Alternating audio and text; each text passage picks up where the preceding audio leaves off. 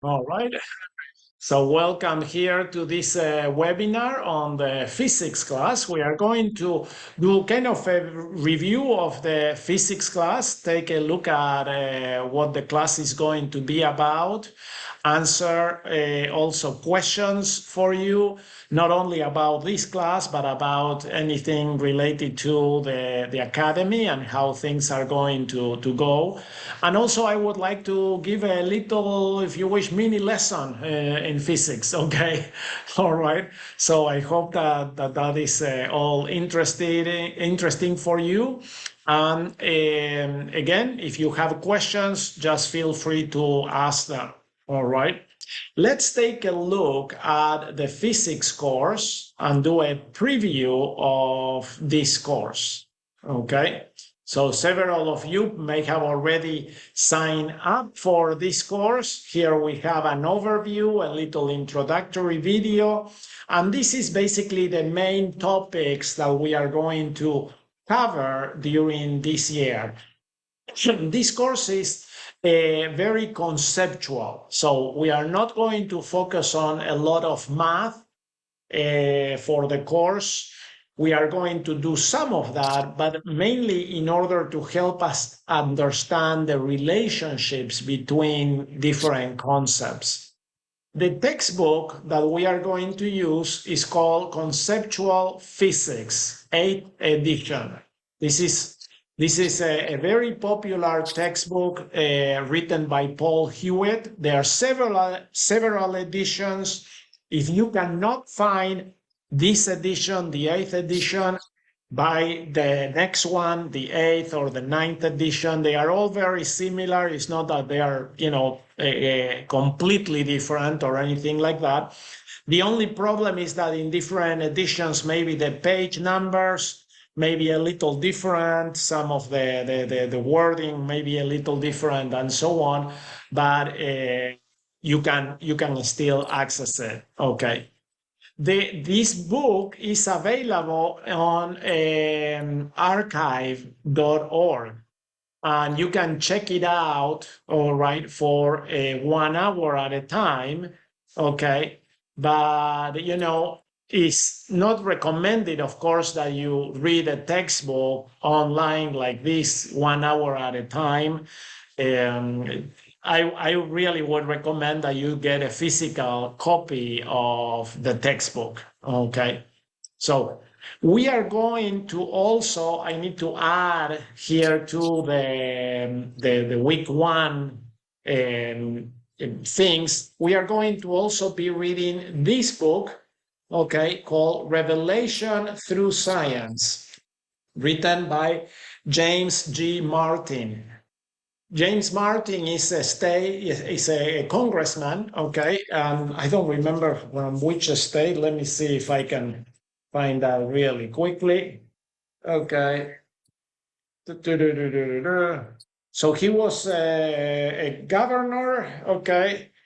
It says James G. Martin, governor, scientist, and believer, all right? And he has been a governor and also congressman, and I think that he has a very, very good career, all right?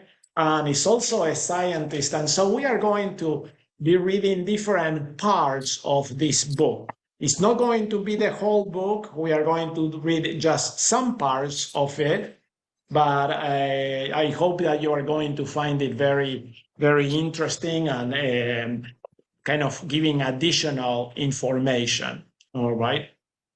Okay, let's see what else we have. Let me share the screen again with you. Okay, let me see. I think that someone else needs to come in. Okay, all right. And so every week we are going to have a reading assignment. So I'm going to give you kind of the instructions of what you need to read. And it is very important that you read the assignment. You watch the videos and do all your assignments 1 week in advance. Okay, so we use kind of what is called the flipped classroom model. All right.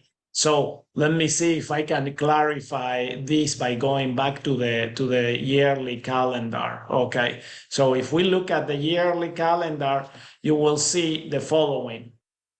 Let's say the physics class, I think that is on Wednesdays. Okay, let's check the weekly calendar to see when the physics class is. So yes, Tuesday. Tuesday is physics.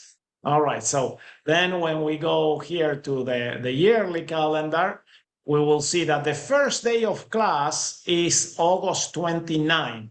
All right, that is the end of week 1. So during this week, during the week of August 21st to the 25th, you should be studying all the material and completing your assignments for week 1. Okay, so when we come here to the 29th to the live class, we come to actually discuss and ask questions and go more in depth on the things that you have already studied for week 1. Okay, then after the live class, we start week 2. And so here from 29, 30, 31, and so on, the first. And then September 5th is the second class. So that is the end of week 2. So that is kind of how we are going to be working. All right. 1 week in advance, always going 1 week in advance. All right. Any questions about that? Everything is okay? How do you get to that course overview with the first week's lesson? I can't seem to find it. Okay, so let me go back to that and show you how to get to the preview of the courses. You click here on the courses 23-24, and you can see all the courses listed, and you see that every course has a preview. Okay, so when we go here to the physics course, we see the preview, and we see that we have the overview is available as a preview, and then week 1 is also available as a preview. All right, does that answer the question? Okay, are we okay with that? All right, so we have the textbooks, the reading assignment. Then we are going to also include in each lesson, sometimes, most of the times, we are going to have videos. Okay, and so here we have a video on the importance of measurement, science, art, and religion, the map of science. This is a very interesting video on the map of physics, explaining all the different parts of physics. We are going to also use a software called Labster that allows us to do simulations, okay? And so this page, I don't know why the page is blocked, but all right, let me log in into Labster. This is the Labster software that is going to have different simulations for the classes. Okay, so in physics, we are going to do simulations on the scientific method, okay, on different things and so on. These are really fun ways of learning physics, okay, doing some of these simulations. All right. And so then after that, usually the last part here in the week's lesson is the assignment. So here we have physics, week 1, notes and questions. As you study your reading, as you do the reading assignment and watch the videos, I'm going to ask you as a student to write notes of what you learn, okay? And these notes are very important in order to keep track of your own learning. So it's basically a way of you to be able to remember the things that you have learned. Okay, let me see in the chat. There is a question, Amy. You say Lobster has a ton of options. Can you provide a link to the right one? Yes, I'm going to actually provide a link to the class itself. All right, so I am renewing the license for Lobster. And this year, hopefully we are going to have enough students in the biology and physics class that will be able to cover the license for Lobster without having to pay an additional fee.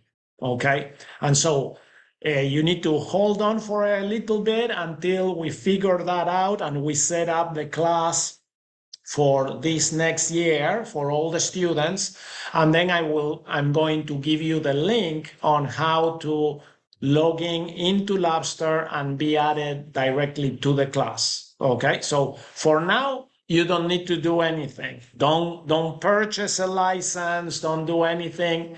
Okay, for Lobster is forthcoming. Does that make sense?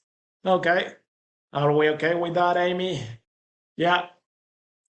All right. I think that Claire was another student that was asking Yes, about that. sorry. Okay, no problem. No problem. All right. So let me see. Okay. I think that covers basically the overview of the course and what we are going to be doing. Now, I would like to talk with you a little bit about physics. Okay, so this is something that I have learned that I find actually very, very interesting and very important to do. Okay, so physics, it's really the study of how the world works. Okay, so it is basically being able to understand how things work in our physical world and in the universe. And scientists have basically discovered that there are four fundamental forces in the universe. Okay. Do any of you know what are the four fundamental forces? Okay. I actually think that there's five fundamental forces. I'm going to add one more here to the mix. Okay. But any one of you can mention or know of what are the fundamental forces of physics? Okay. If you don't know, that is fine. We are here to learn, so no problem at all. Okay, so let's see. You put energy and mass. Okay, so these are extremely important concepts. Mass and energy are very important concepts that we are going to talk about a lot here in the course. But these are not actually forces. Okay, so mass is basically the proclivity of something to actually resist a force. Okay, so the mass of an object is how much matter or material there is in that object and how much that object resists movement when a force is actually applied. Okay, and so for example, when I have this book here, I'm holding the book. Okay, the mass is an expression of how much matter the book has. If I have the book on the table, let's say that I have the book here on the table. If I push the book, okay, I have to force, apply a force in order to push the book. The more mass that something has, the harder it is to push it. The lighter it is, the easier it is to push it. Okay, so that is mass. It's kind of the amount of things that are in something. And energy is an extremely important concept in physics. It's basically the capacity to do work, okay? The capacity to do work, all right? So let's see. The Jones is Owen, is that your name? Or no? Okay. All right. So No, if you can, this is Marin. I'm Owen's mom. okay. He's at I yeah, thought I he's at recognized FSY. you, Marin. Yeah. I'm hiding. I'm Okay. incognito. Yeah, if you want to put your name, you can rename yourself by clicking on the three dots, okay, in the corner of your video, and then there's a rename option, okay. So that way, when I call you, that will be a little easier for me, you know. So, okay, all right. So, Maren, you put gravity. Gravity is actually one of the four fundamental forces of physics. All right. Perpetual motion is not a force, it's a myth.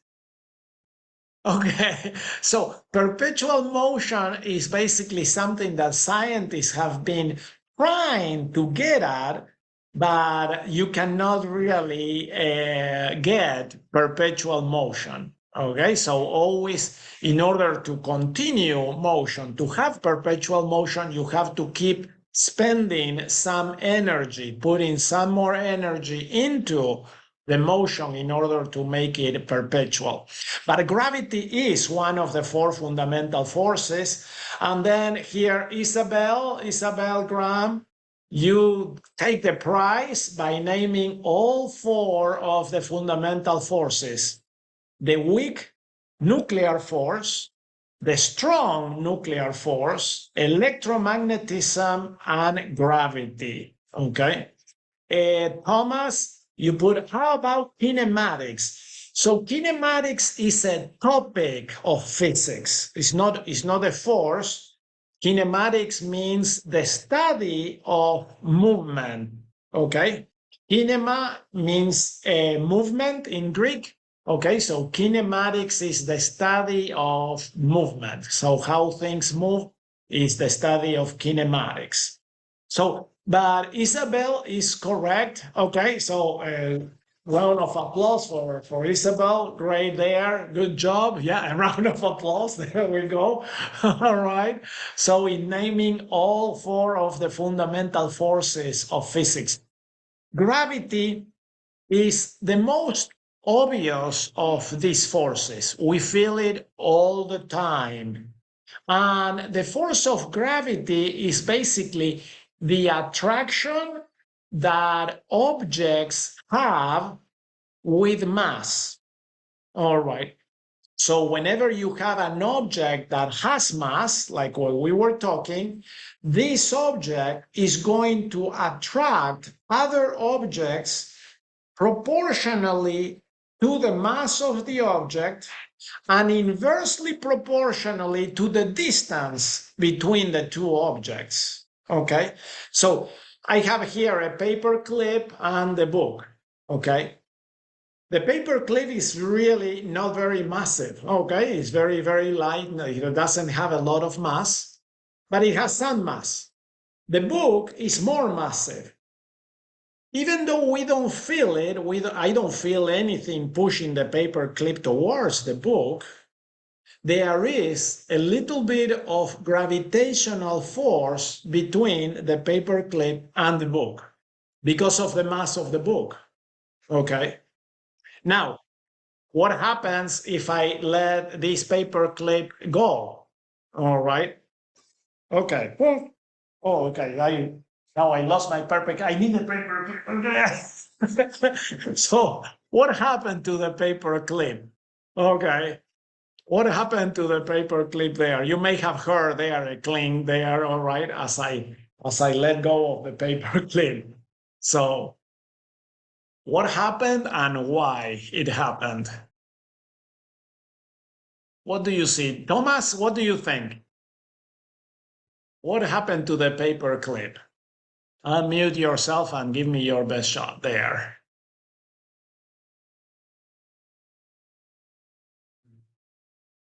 You can do it. So I let go of the paper clip. So we can say, why? Why does it fall? Why does the paper clip fall? Hmm? What is happening there? Okay.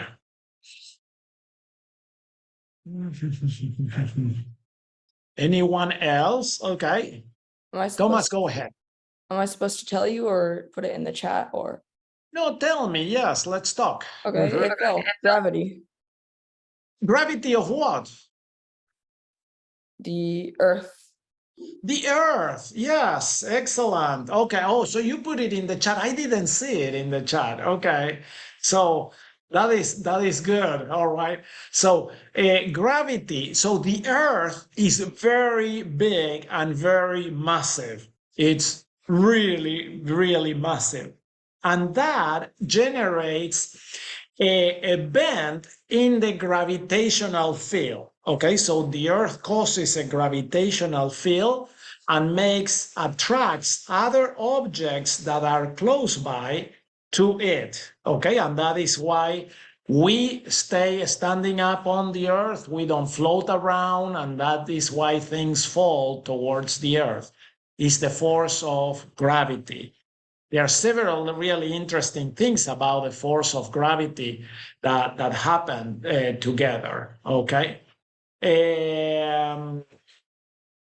Amy is asking, is gravity the reason the last few Cheerios in the bowl cling together?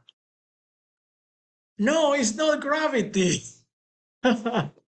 So is the second fundamental force is electromagnetism. Okay, believe it or not, okay, most other things that we see around are affected by the electromagnetic force, all right?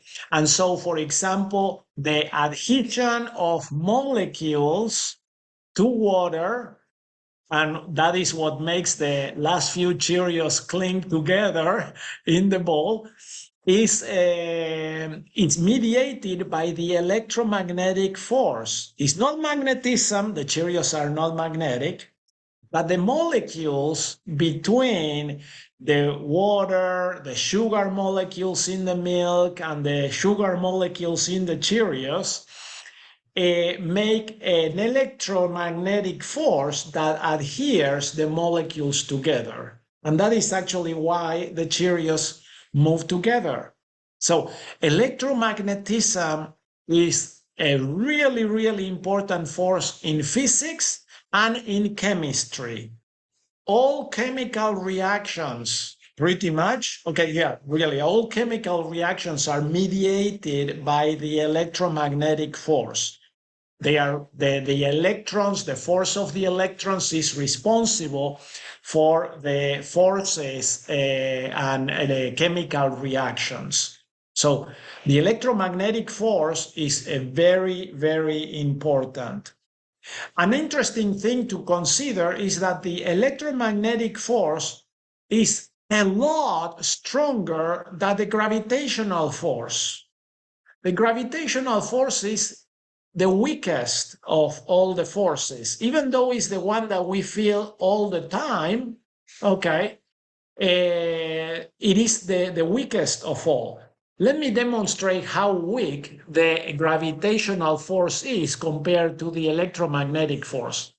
I have here, I need to probably move a little bit because I have too much sun now here on this area. So let me see if I can move a little bit away from the sun. Okay. All right. This is not going to last very long, but let's give it a try. Okay, so let's see. All right. So here I'm going to show you the famous paper clip. Okay, so the famous paper clip is going to be attracted to the table by the gravitational force. Okay, so you see there the paper clip. Okay, the huge Earth has a lot of gravitational impact. Okay, so it generates quite a strong gravitational field. But here I have my watch charger. The watch charger has a little magnet into it. Okay, you know, when you put the watch to charge, you can put it kind of on a there. See this, when I just approach the magnet, okay, to the paper clip, the magnet, this little magnet, okay, and it's not very strong magnet, is able to counteract all the gravitational force of the Earth. Okay, so does that make sense? This is how weak the gravitational force is compared to the electromagnetic force. This little magnet is able to overcome all the gravitational force of the Earth. Okay. Wow. That is something, not, talk about, even we have much larger magnets that generate a lot of stronger electromagnetic fields.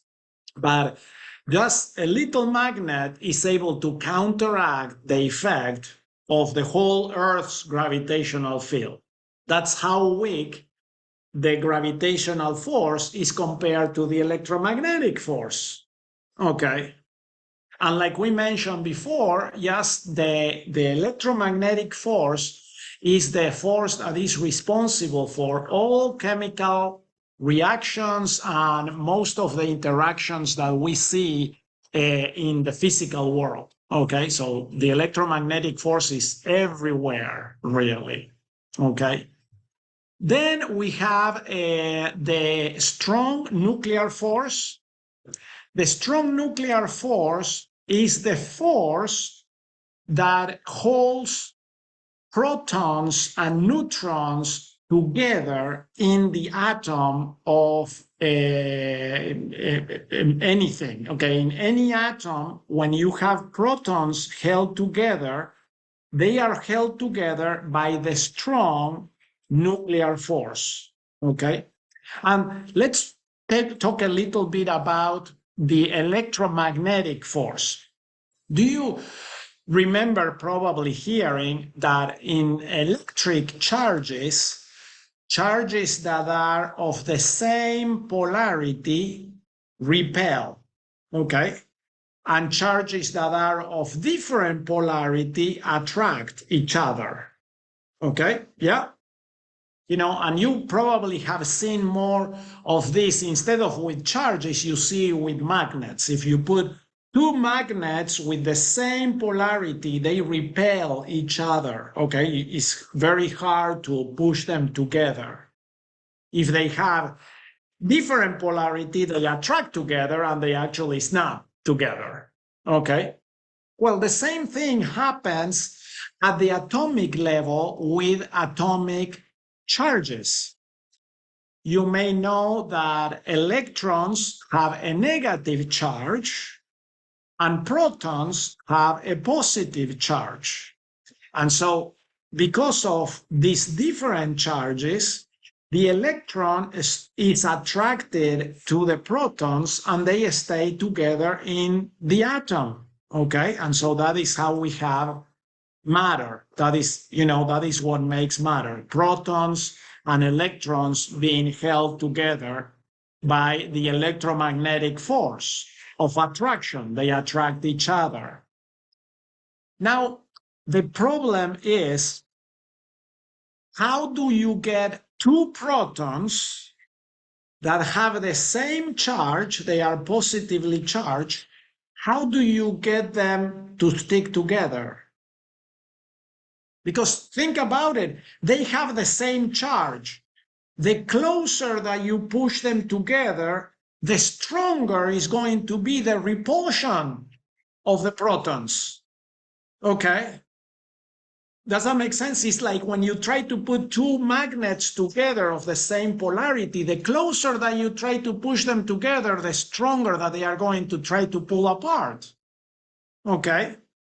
Well, so protons don't want to stay together because they have the same polarity.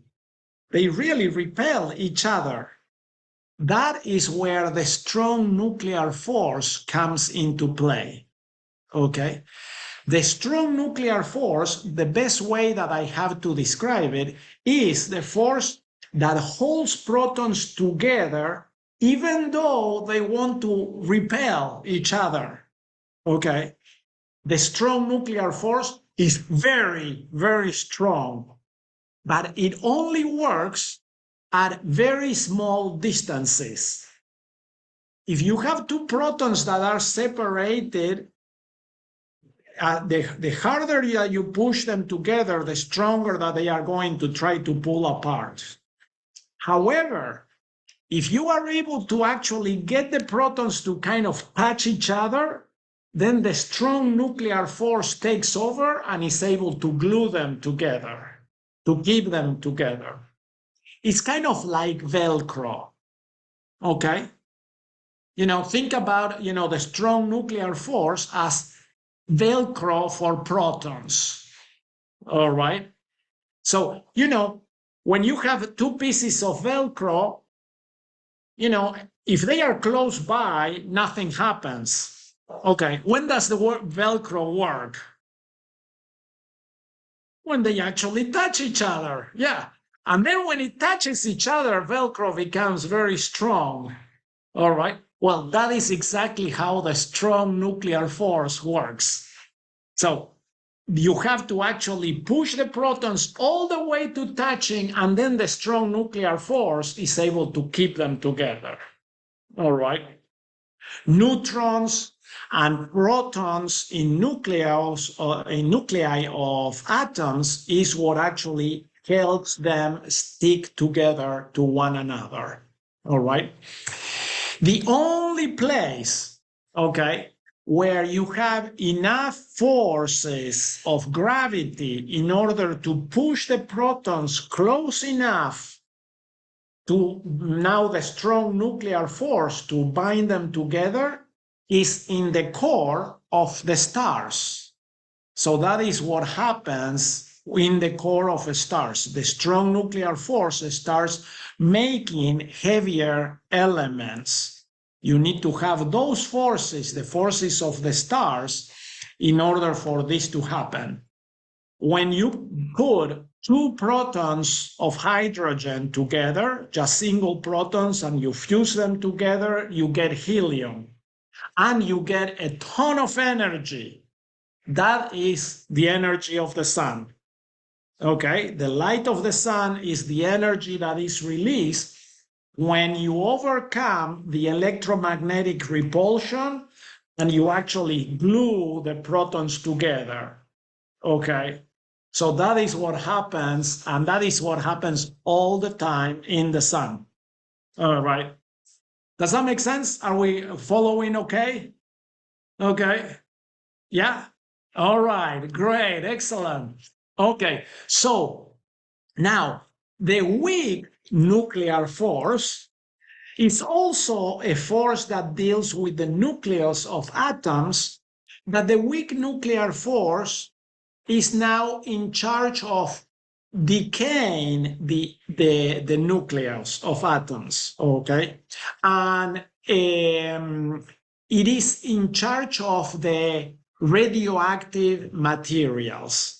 So let me share with you this picture that I found there in the Wikipedia article on the weak nuclear force that is very, helpful in order for us to understand how it happens. So you have here the nucleus of a heavy element, okay? And when the nucleus becomes very large, sometimes the weak nuclear force changes a neutron into a proton, okay?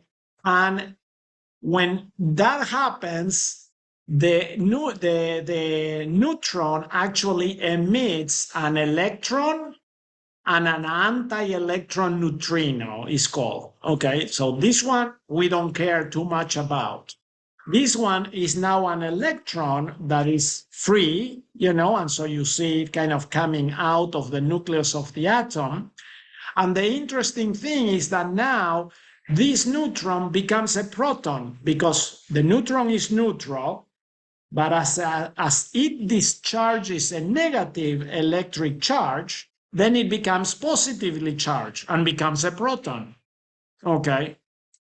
The weak nuclear force is in charge of governing when these things happen.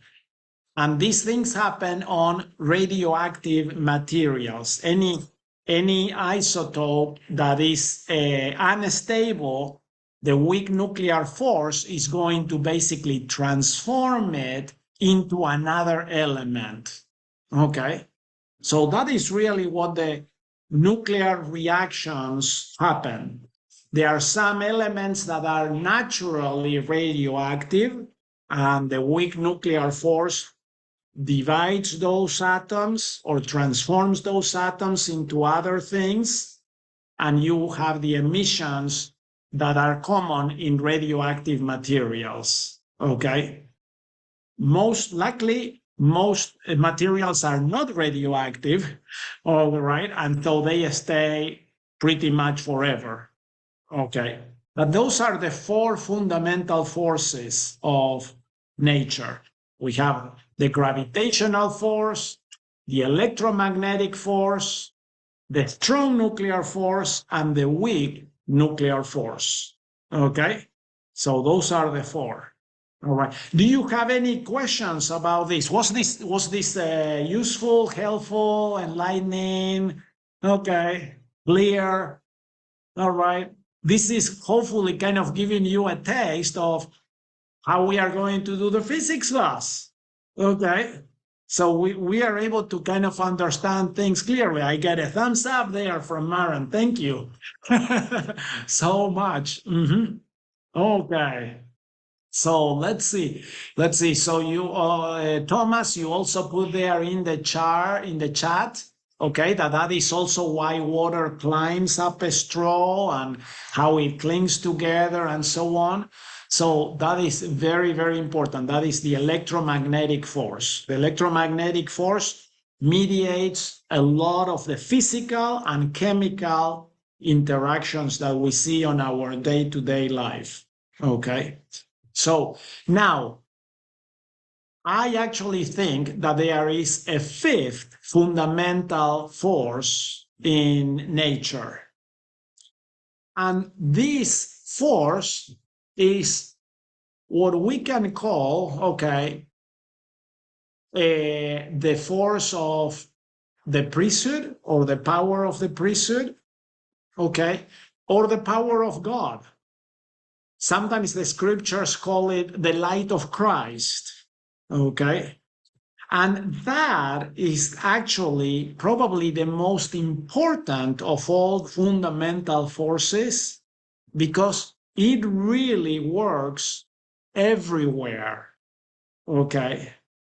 So think about it. Think about this. What happens when you pray?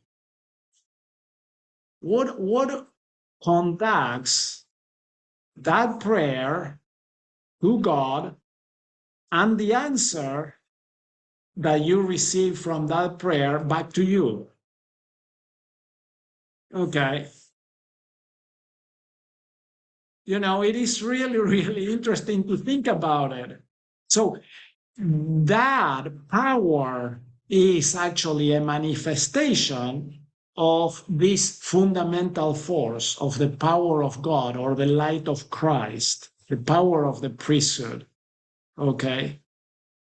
I have, had many, many experiences, miraculous experiences that I cannot deny, where I have seen the manifestation of this power, this force in my life and in others' lives. Through blessings being received or given, the promptings that I receive, all these things are all manifestations really of this very important fundamental force. the fact that that it's difficult for us to quantify or to predict or to manipulate doesn't make it any less real. Okay. Because, when you think about it, for most of the history of the world, we didn't know anything about the gravitational force, the electromagnetic force, the weak nuclear force, or the strong nuclear force. They were there all the time. Okay, we didn't know about them. All right. Well, so actually, this fifth fundamental force was actually more well known and has been part of the history of mankind throughout history. Okay. And it is actually a very, very important and critical force for us to recognize. All right. Okay. I thank you so much for listening and for participating.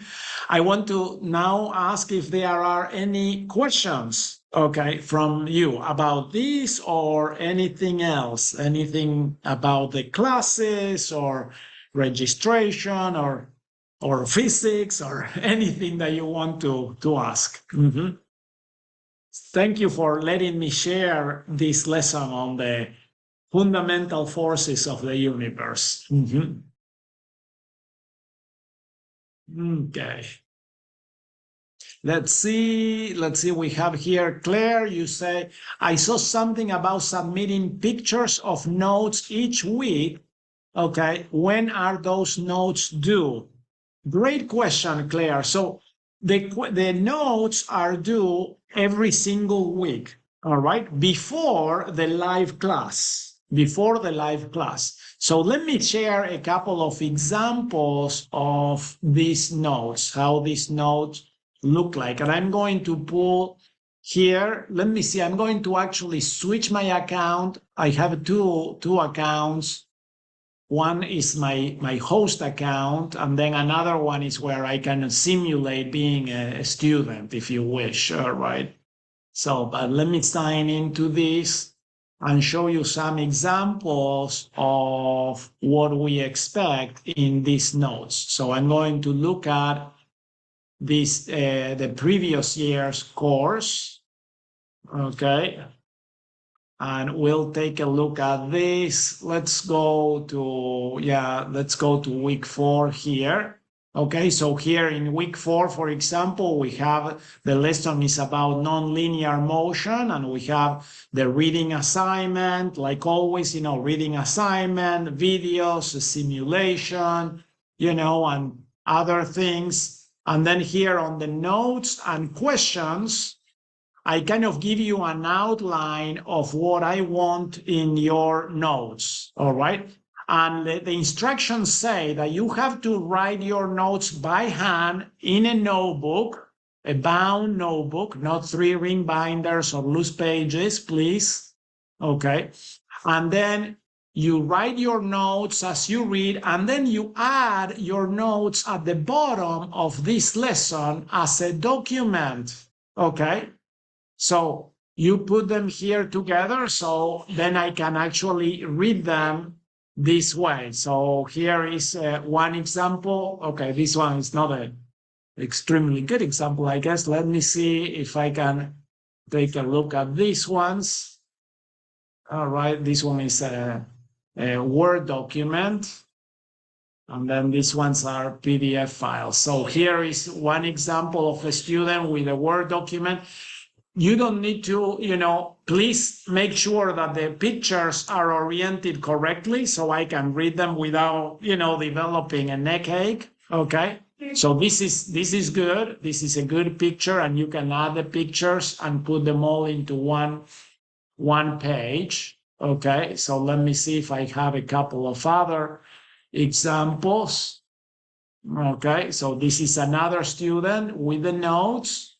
All right, so very good notes. And then I can read the notes here, and you can also ask questions or answer the questions from the textbook. So this is one of the questions in the textbook. You write the question and then you write your answer. All right. The reason why we do this by hand is because it's a lot easier to draw things, to make formulas and so on by writing them than trying to do this online, all right? So this is an example of the type of notes that I'm expecting. Very good notes. These notes are very, very good from this student. Okay, let me see these other notes. Okay, another example here. All right, so here we have also nonlinear motion, and see the notes you can draw.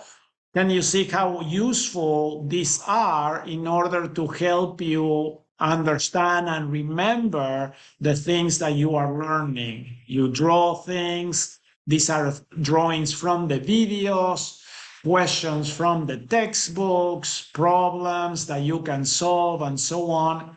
And you submit this at the end of each week before the live class, and I can read this quickly and give you feedback. So I give feedback to all the students as they turn in their notes. Okay, so you will be able to see some of the other students' notes, and then you click here on share your thoughts.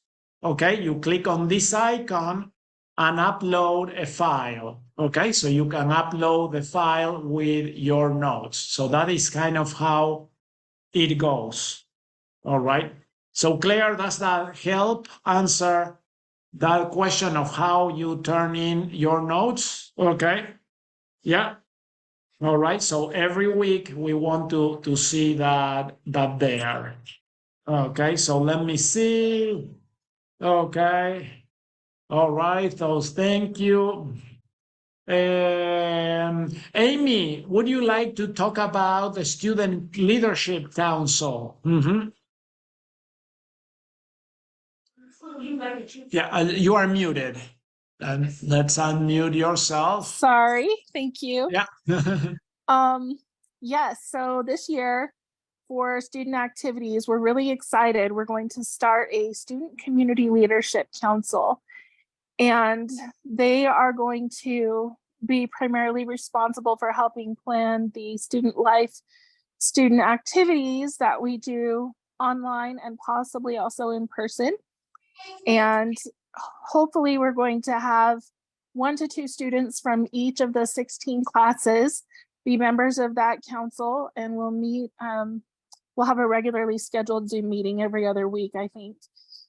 And we are also possibly putting together a retreat for that council so that they can be a little bit unified and get to know each other.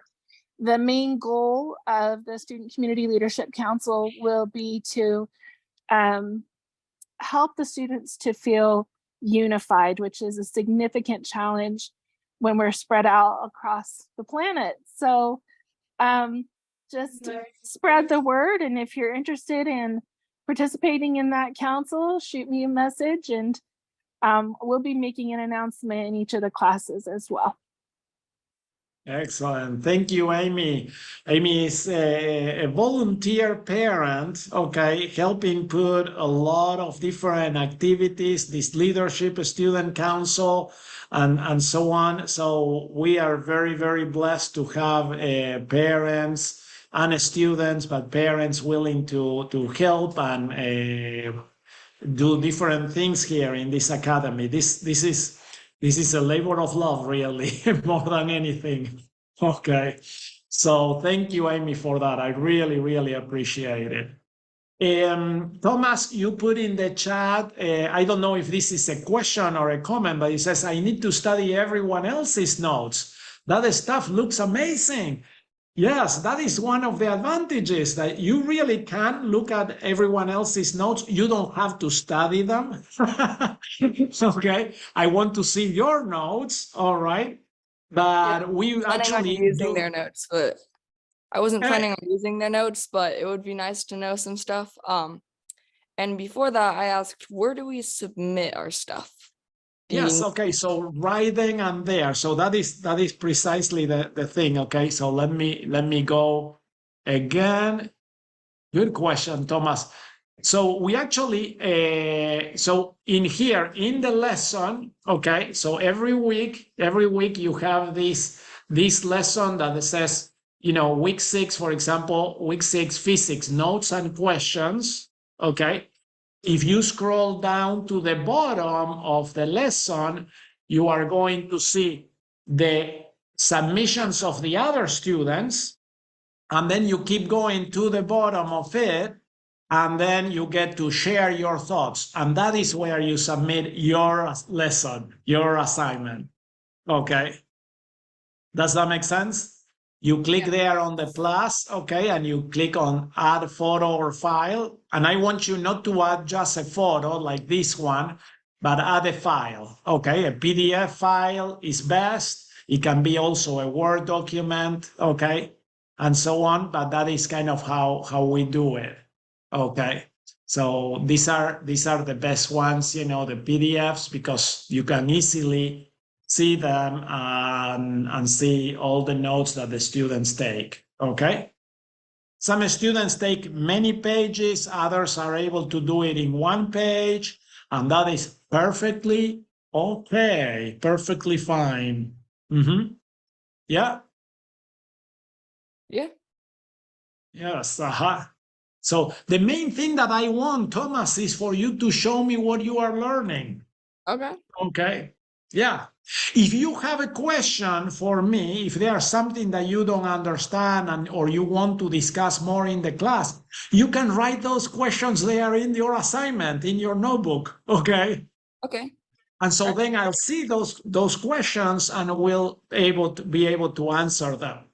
All right, during the class. Yeah. Yeah. I already signed up. So Excellent. Excellent. Oh my goodness, we are going to have a great year here. yeah, I can tell already. Yeah. Gonna be fun.